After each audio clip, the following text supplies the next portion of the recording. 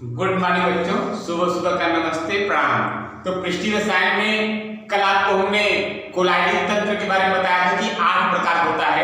आज आइए देखते हैं अगली पॉइंट क्या है।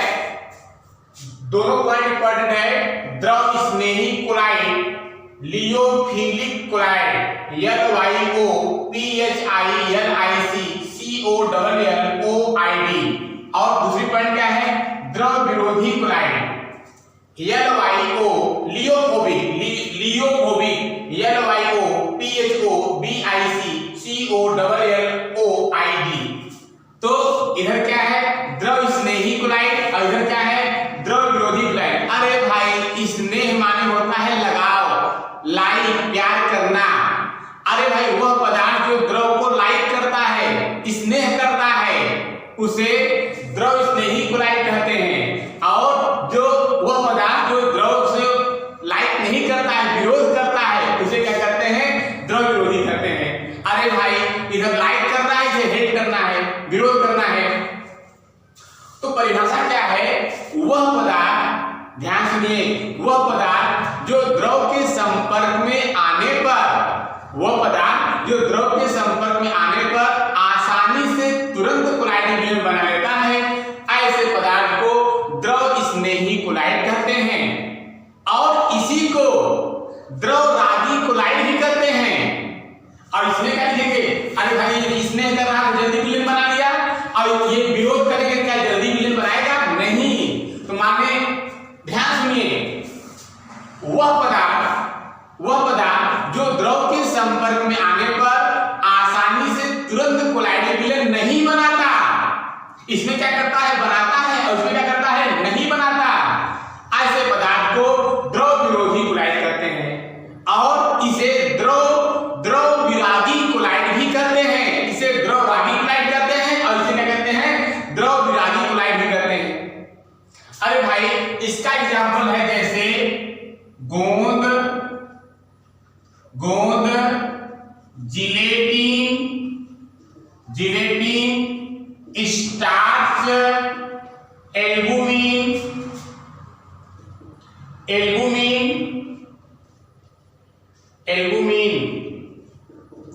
और क्या है आपका, रबड़।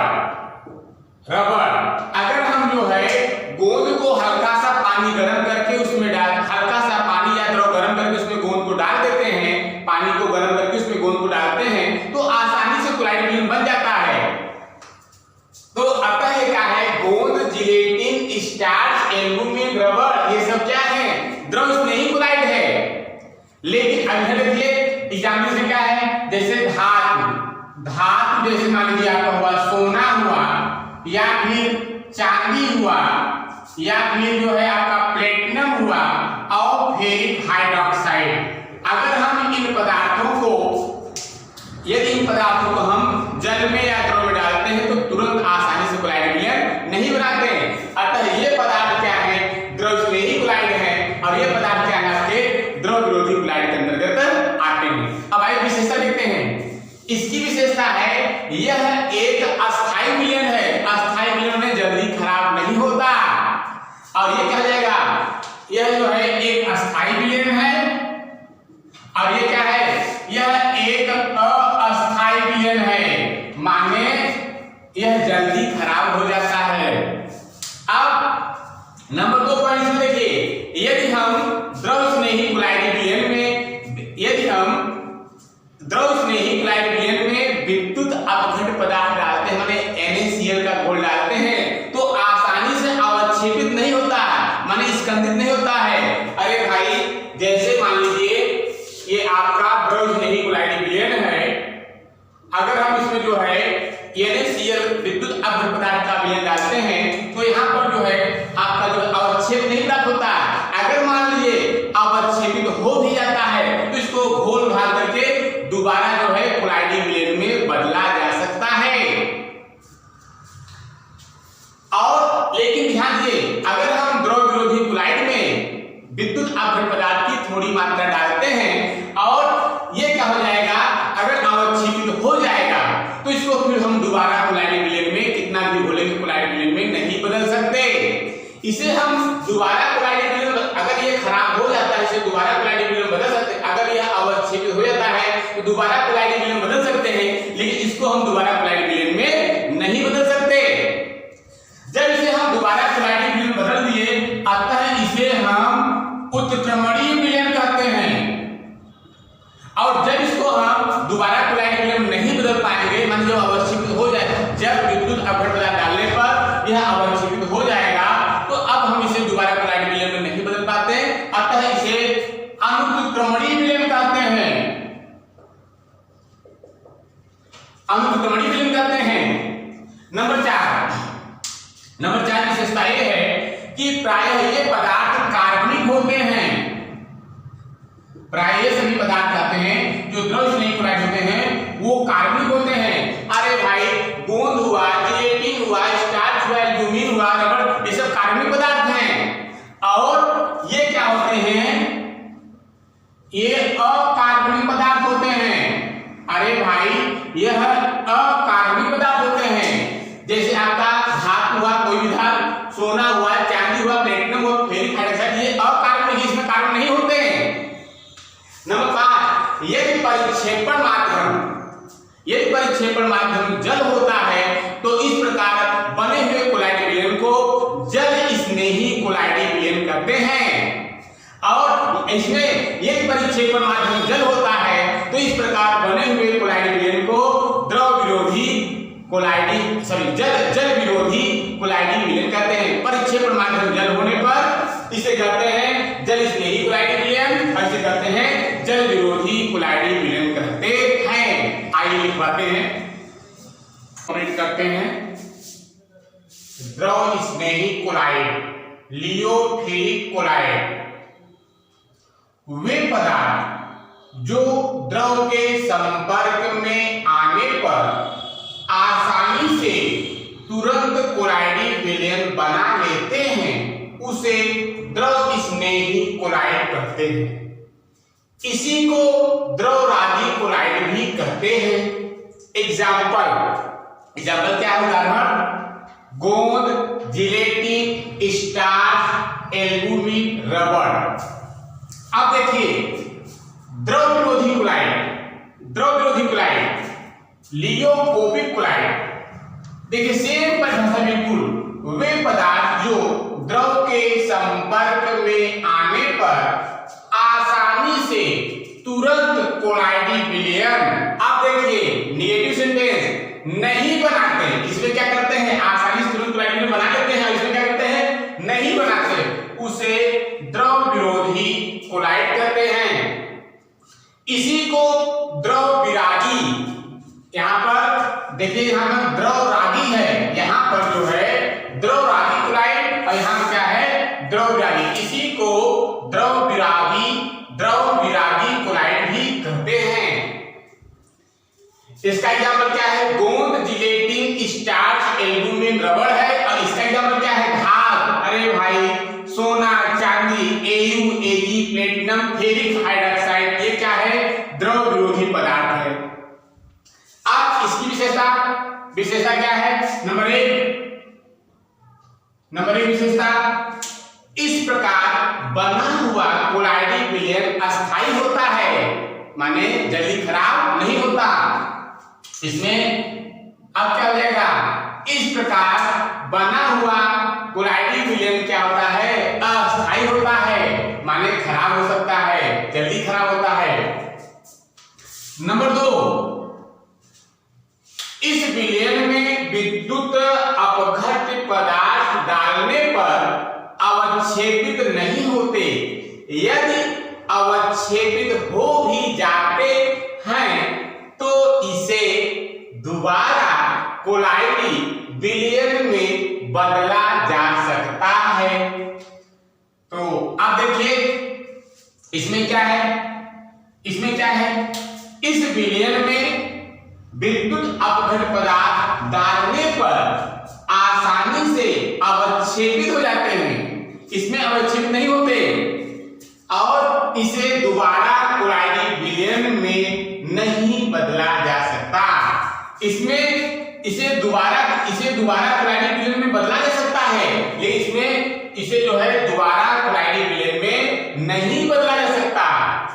नंबर 3, अरे भाई अतः इसे उत्क्रमणीय विलयन कहते हैं। जब इसे दोबारा कोलाइडिक विलयन में बदल लिए अतः इसे क्या कहते हैं? उत्क्रमणीय विलयन कहते हैं। और इसे क्या कहते हैं? नंबर 3, जब इसे नहीं बदल रहे हैं अतः इसे अनुक्रमणीय विलयन कहते हैं। माने जब इसे आप जब ये अवक्षेपित हो जाता है, खराब हो जाता है, इसे दोबारा कोलाइडिक विलयन में नहीं बदलेंगे, जब नहीं बदल पाएंगे तो कम होगा बेटा, अतः इसे अनुक्रमणीय विलयन कहते हैं।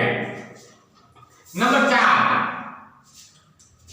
प्रायः यह कार्बनिक पदार्थ का बना होता है। अरे भाई गोंद, जिलेटिन, स्टार्च, एल्बुमिन, रबड़ ये सब कार्बनिक पदार्थ हैं ना।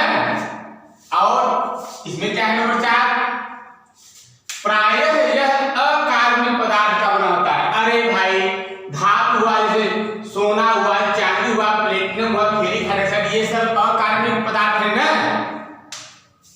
नंबर 5, यदि परिक्षेपण माध्यम जल होता है तो इस प्रकार बने हुए कोलाइडिक विलयन को जल स्नेही कोलाइडिक विलयन कहते हैं। नंबर 5 में क्या है? अरे भाई यदि परिक्षेपण माध्यम जल होता है तो इस प्रकार बने हुए कोलाइडिक विलयन को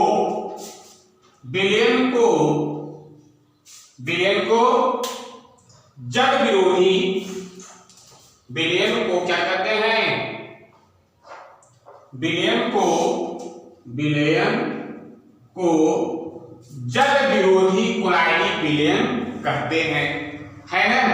तो देखिए अगर आपको ये परिभाषा तैयार रहे और विशेषता तैयार रहे तो कभी कभी क्या होता है 3 नंबर में अंतर आता है। द्रव स्नेही कोलाइडिक और द्रव विरोधी कोलाइडिक में अंतर लिखिए तो पूरा आप परिभाषा लिख करके अगर अंतर लिख देंगे, विशेषता लिख देंगे तो आपका अंतर कंप्लीट हो जाएगा। ठीक है, आइए अगली पॉइंट देखते हैं। द्रव स्नेही कोलाइडिक विलयन बनाने की विधि। देखिए द्रव स्नेही कोलाइडिक कैसे बनता है? अरे भाई द्रव स्नेही पदार्थ जैसे गोंद हुआ, जिलेटिन हुआ, स्टार्च हुआ, एल्बुमिन हुआ या रबड़ हुआ, यदि इसको हम परिक्षेपण माध्यम में डाल करके मिला देते हैं तो द्रव स्नेही कोलाइडिक विलयन तैयार होता है। जैसे गोंद को पानी में डाल करके मिला दीजिए, अगर नहीं मिलता हल्का सा गर्म करेंगे तो आपका जल स्नेही कोलाइडिक विलयन बन जाता है। लेकिन ध्यान दीजिए इसकी मात्र एक तरीका है, लेकिन द्रव विरोधी कोलाइडिक विलयन बनाने की 3 विधियां हैं। नंबर 1 विधि है रासायनिक विधि, नंबर बी है आपका विद्युत विघटन या ब्रेडिंग आर्क विधि, नंबर 3 है पेप्टन। कौन विधि? नंबर सी है आपका पेप्टन या पेप्टीकरण विधि। तो पहले आइए हम दो पॉइंट समझते हैं, पेप्टन या पेप्टीकरण बाद में समझते हैं। तो पहली पॉइंट है रासायनिक विधि। तो रासायनिक विधि में पहले हम बनाते हैं सल्फर साल बनाने की विधि। सल्फर साल देख कैसे बनता है? अरे भाई नंबर 1 है सल्फर साल बनाने की विधि। कुछ नहीं, हम लेते हैं यहाँ पर हाइड्रोजन सल्फाइड लेते हैं और इसको सल्फर डाइऑक्साइड से क्रिया करा देंगे। हाइड्रोजन सल्फाइड को सल्फर डाइऑक्साइड से क्रिया कराने पर बनता है आपका सल्फर साल बनता है और प्लस H2, इसी को कहते हैं सल्फर साल। अब नंबर 2 डाई आर्सेनिक ट्राइसल्फाइड साल बनाने की विधि। कुछ नहीं, हाइड्रोजन सल्फाइड को पुनः यदि हम हाइड्रोजन सल्फाइड को डाई आर्सेनिक ट्राइऑक्साइड से क्रिया कराते हैं, हाइड्रोजन सल्फाइड को डाई आर्सेनिक ट्राइऑक्साइड से क्रिया कराते हैं तो बनता है डाई आर्सेनिक ट्राइसल्फाइड। इसे कहते हैं डाई आर्सेनिक ट्राइसल्फाइड साल, अर्थात H2S प्लस H2O3 H2S3 और प्लस यहाँ पर पानी बन जाता है। अब नंबर 3 पॉइंट है गोल्ड साल बनाना, कैसियस पर्पल बनाना।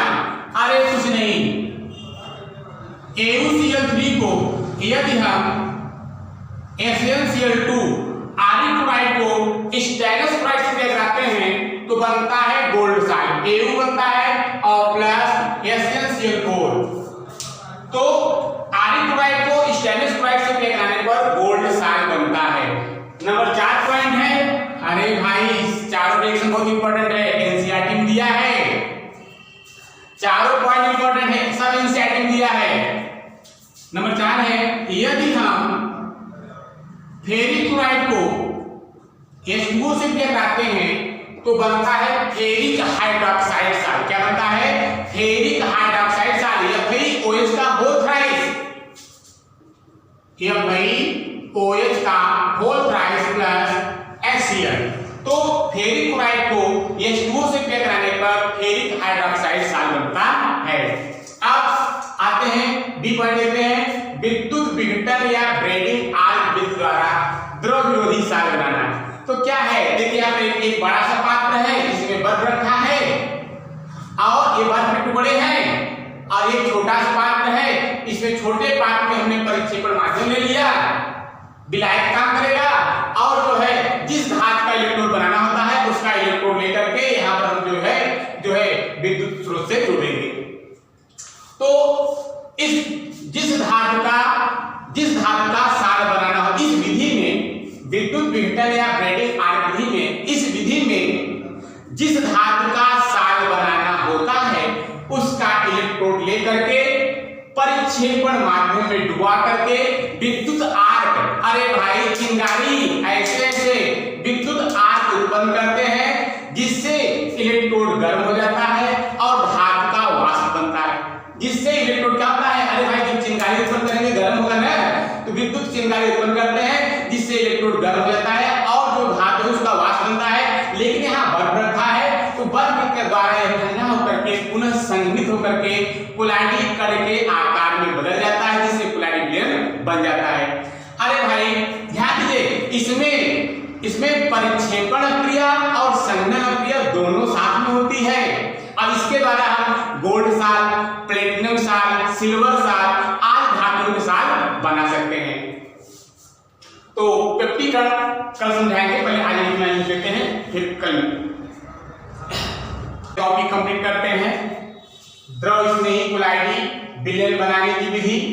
इस विधि में द्रव स्नेही पदार्थ को परिक्षेपण माध्यम में डालकर मिलाने पर द्रव स्नेही कुलाइडी विलयन तैयार हो जाता है। जैसा समझाए थे, जैसे गोंद को जल में मिलाने पर जल स्नेही कुलाइडी विलयन बनता है। अरे भाई आप जो है गोंद ले लीजिए और पानी को हल्का सा गर्म करके मिला दीजिए, आपका जल स्नेही कुलाइडी विलयन क्या हो जाएगा, तैयार हो जाएगा।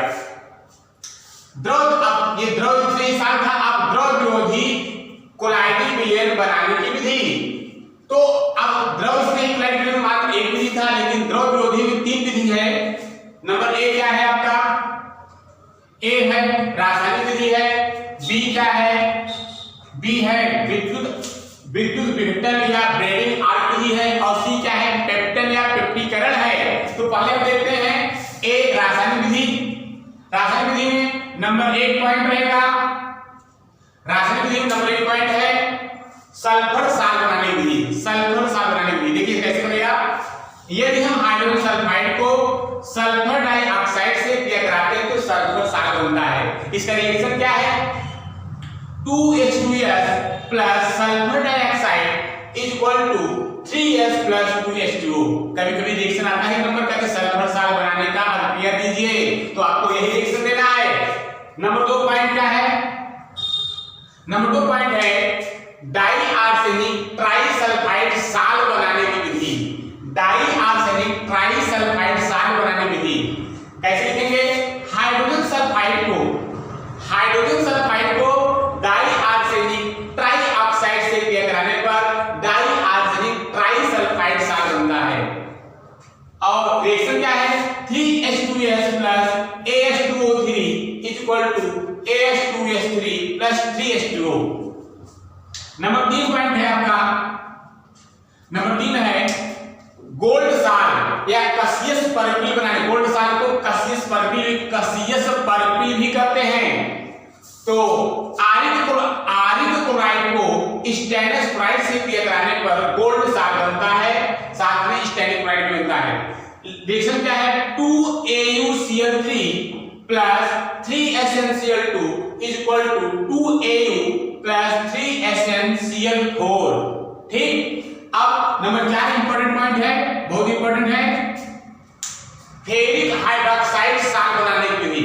फेरिक हाइड्रोक्साइड साल बनाने की विधि, तो फेरिक क्लोराइड को जल से क्रिया कराने पर या जल के द्वारा अवरोध कराने पर फेरिक हाइड्रोक्साइड साल बनता है। रिएक्शन क्या है? FeCl3 plus 3H2O is equal to FeOH का होल थ्राइस प्लस 3HCl। अब पॉइंट है विद्युत विघटन या ब्रेटिंग आर्क विधि के द्वारा द्रव विरोधी साल बनाना। तो क्या है, इसमें एक बड़ा पात्र होता है जिसमें बर्फ रख देते हैं, एक छोटा सा पात्र है जिसमें परिक्षेपण माध्यम रख करके दो धातु का इलेक्ट्रोड डुबा देते हैं, जिसका हमें साल बनाना होता है। अगर हमको गोल्ड का साल बनाना है तो गोल्ड का इलेक्ट्रोड रहेगा, यदि हमको सिल्वर का साल बनाना है तो सिल्वर का इलेक्ट्रोड होगा, यदि हमको प्लेटिनम का साल बनाना है, प्लेटिनम का द्रव विरोधी साल बनाना है, तो यहाँ पर प्लेटिनम का इलेक्ट्रोड हम ले लेंगे। इस विधि में जिस धातु का साल बनाना होता है उसका इलेक्ट्रोड लेकर परिक्षेपण माध्यम में डुबाकर विद्युत आर्क उत्पन्न करते हैं। इस विधि में जिस धातु का साल बनाना होता है उसका इलेक्ट्रोड लेकर के परिक्षेपण, देखिए ये परिक्षेपण माध्यम है, इसमें डुबा करके विद्युत आर्क माने विद्युत चिंगारी उत्पन्न करते हैं, जिससे इलेक्ट्रोड गर्म हो जाता है और धातु का वाष्प बनता है। फिर यह बर्फ द्वारा ठंडा होकर संघनित होकर कोलाइडी कण के आकार में बदल जाता है। नोट, इसमें परिक्षेपण और संघनन दोनों प्रक्रिया होती है। अरे भाई, जब वाष्प में बदला तो परिक्षेपण हो गया और फिर जब कोलाइडी कण बदला तो संघनन हो गया। नोट नंबर 1 था। नोट नंबर 1, इसमें परिक्षेपण और संघनन दोनों प्रक्रिया होती है। नोट नंबर 2 है, इसके द्वारा gold Au, silver Ag, platinum Pt आदि के साल बनाए जा सकते हैं। तो पेप्टन या पेप्टिकरण कर लेंगे। बेस्ट ऑफ लक, कल मिलेंगे, बाय।